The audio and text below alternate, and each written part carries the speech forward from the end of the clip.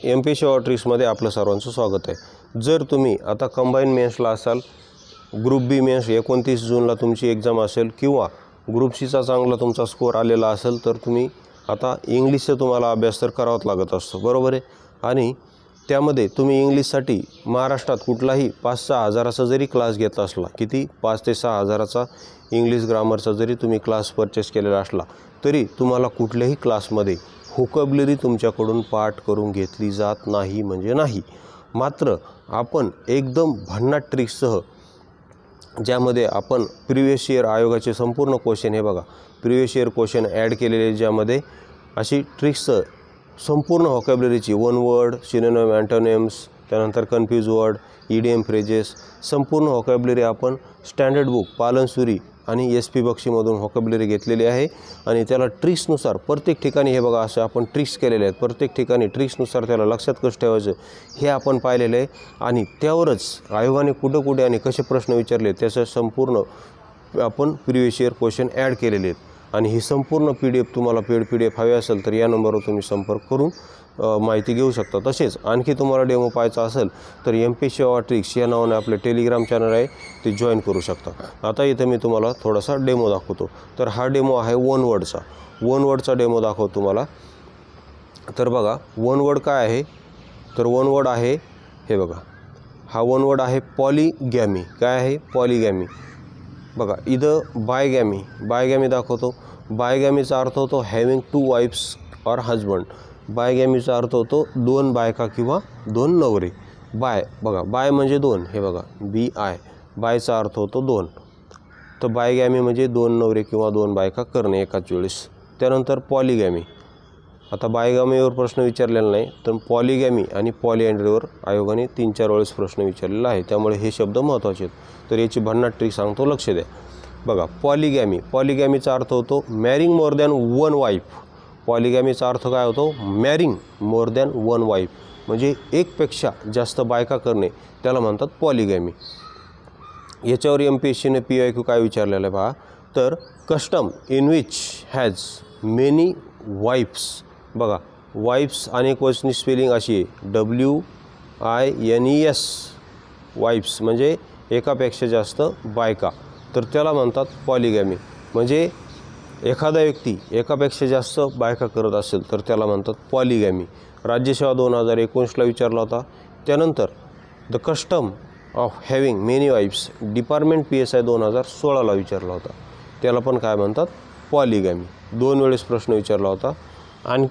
आणखी ठिकाणी पण विचारलेला आहे, पण आपण PDFमध्ये 1-2 वेळेस घेतलेलं आहे। कारण कसं आहे, एकच जर आपण 9-10 वेळेस घेतला तर PDFची लेंथ खूप मोठी होईल, त्यामुळे ते एकदम रटाळ झालं असतं, म्हणून आपण 1-1, 2-2 उदाहरणं आपण घेतलेली। त्यानंतर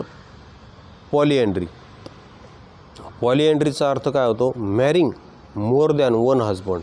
हा PSI 88ला विचारलेला आहे, पहा PSI 88, marrying more than 1 husband, त्याला म्हणतात पॉलीअँड्री। तर याची ट्रिक्स काय केलेली आहे आपण, पॉलीअँड्रीची ट्रिक्स काय केलेली आहे हे बघा। याची ट्रिक्स अशी आहे की इथं तुम्हाला काय दिसतं, शेवटी पॉलीअँड्रीमध्ये शेवटी अँड्री नाव दिसतंय, अँड्री। तर याची अँड्री नावावरून आपण अशी ट्रिक्स केलेली आहे की जास्त अँड्रेली धुवायला लागतात जर जास्त हजबंड केले तर।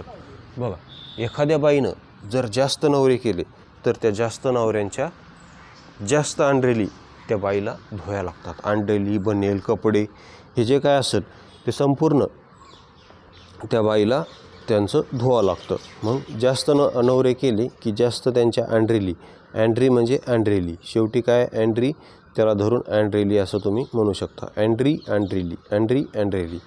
जास्त नवरे केले की जास्त अँड्रेली धुवावं लागतात। अशी आपली काय भन्नाट ट्रिक्स येथे आपण केलेली आहे। मॅरिंग मोर दॅन 1 हजबंड, जास्त अँड्रेली धुवावं लागतात जर जास्त नवरे केले एखाद्या बाईनं। तर अशी ट्रिक्स आहे, त्यावर PSI 88ला प्रश्न आले। बघा अशी आपण PDFची रचनाच खूप खतरनाक केलेली आहे आपण आपल्या PDFची, म्हणजे त्यावर म्हणजे SP बक्षीमध्ये बघा हा शब्द 242 नंबरला होता, तर मग आपण ते लिहिलेलं आहे 242 नंबरचा प्रश्न, तसा त्याचे ट्रिक्सनुसार कसं लक्षात ठेवायचं ते पण घेतलेलं आहे। आणि त्यावरच आयोगाने विचारलेला हा PYQ तिथे घेतलेला आहे। त्यानंतर 243वा प्रश्न स्पिन्स्टर आहे, स्पिन्स्टर तर स्पिन्स्टरचा अर्थ होतो अनमॅरिड ओल्ड वुमन. बघा, यावर आयोगाने ASO 17 आणि STI 13ला प्रश्न विचारलेला आहे. कधी? ASO 17 आणि STI 13ला सेम प्रश्न असाच. अनमॅरिड ओल्ड वुमनला काय म्हणतात? तर स्पिन्स्टर म्हणतात, असा प्रश्न विचारलेला आहे. तर याची ट्रिक काय केलेली आहे आपण? तर याची ट्रिक्स अशी आहे की SP किरण बेदी या अनमॅरिड ओल्ड वुमन आहेत. SP किरण बेदी. किरण बेदी तर आपल्या सगळ्यांनाच माहीत आहेत की ज्या त्या भारतातील पहिल्या महिला SP होत्या. भारतातील पहिल्या महिला SP कोण होते? किरण बेदी होत्या. ओके. तर SP किरण बेदी या अनमॅरिड आणि त्यांनी लग्न केलेलं नाही. म्हणून आपण ट्रिक काय केलेली? त्यांना घेऊन आपण ट्रिक्स बनवलेली की SP किरण बेदी या ओल्ड वुमन आहेत, अनमॅरिड.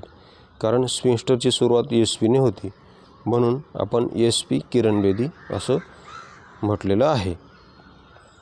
तर अशा प्रकारे आपल्या खतरनाक एकदम भन्नाट ट्रिक्स आहेत. हे संपूर्ण पेड PDF जर तुम्हाला याची हवी असेल तर तुम्ही त्या नंबरवर संपर्क करू शकता आणि आपली पेड PDF ओके एकदम अशी खतरनाक. हे बघा, प्रत्येक ठिकाणी जागोजाग आपण PYQ त्यामध्ये काय केलेले आहेत? ॲड केलेले आहेत. तर इथं काय बघा, ॲलिमनी. ॲलिमनीचा अर्थ होतो काय होतो? तर allowance paid to wife on divorce. म्हणजे डिवोर्स झाल्यानंतर जे नवऱ्याकडून बायकोला पैसे मिळतात त्याला म्हणतात ॲलिमनी, म्हणजेच पोटगी. याची ट्रिक काय केलेली आहे आपण? तर याची ट्रिक्स अशी आहे की अलिबाबाने बायकोला पोटगीत खूप मोठे कंपनीचे शेअर्स दिले. अलिबाबाची हे झालं, डिवोर्स झाला. अलिबाबा कंपनीचा जो CEO आहे जॅक मा, अलिबाबा कंपनीचा CEO जॅक मा यांचा डिवोर्स झाला त्यांच्या बायकोसोबत. तर त्याच्या बायकोने सर्वात मोठी शेअर घेतला कंपनीत पोटगी म्हणून. तर अलिबाबा, कारण अलिबाबा हे आशिया खंडातील सर्वात श्रीमंत व्यक्ती आहेत. ओके, जे चायनाचे आहेत. चायनाची कंपनी आहे अलिबाबा. ओके, GS पण लक्षात असू द्या. तर अलिबाबाच का घेतलं मग मी? अलिबाबा असं मग लक्षात ठेवा, अलिबाबांचा जो डिवोर्स आहे तो जगात सर्वात मोठा डिवोर्स हा अलिबाबांचा झालेला आहे. कारण अलिबाबांना सर्वात जास्त पैसे बायकोला द्यावे लागणार आहेत. तर असं लक्षात ठेवा. अलिबाबाच का म्हणलं? कारण अलिमनी अलिबाबा, कारण दोन्ही शब्दात सुरुवात अलीने होते. हे बघा, ॲलिमनी आणि अलिबाबा दोन्ही शब्द सुरुवात ॲलीने होते. त्यामुळे तुम्ही अलिबाबा हे उदाहरण घेऊ शकता. ओके. फक्त कसं आहे, आता असा शब्द लक्षात राहत नाही हो डायरेक्ट. त्यामुळे तुम्ही काहीतरी असं मोठं इमॅजिनेशन करायचं त्यासाठी.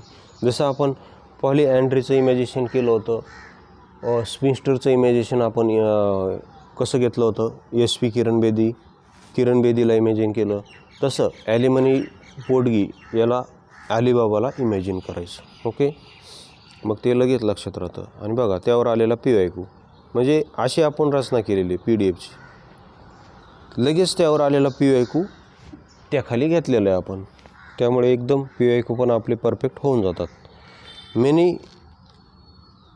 मनी which is given to lady who is separated from her husband by law, त्याला काय म्हणतात मग? तर त्याला ॲलिमनी म्हणतात. काय म्हणतात? ॲलिमनी. ओके. तर अशा प्रकारे आपण संपूर्ण आहे.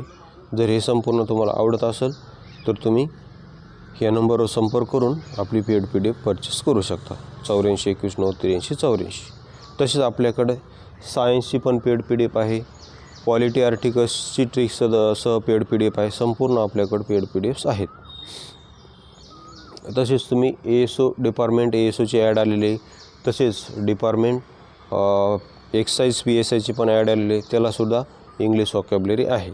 हे संपूर्ण तुम्हाला इथे मिळून जाईल अत्यंत रिजनेबल दरात. व्हिडिओ पाहिल्याबद्दल धन्यवाद.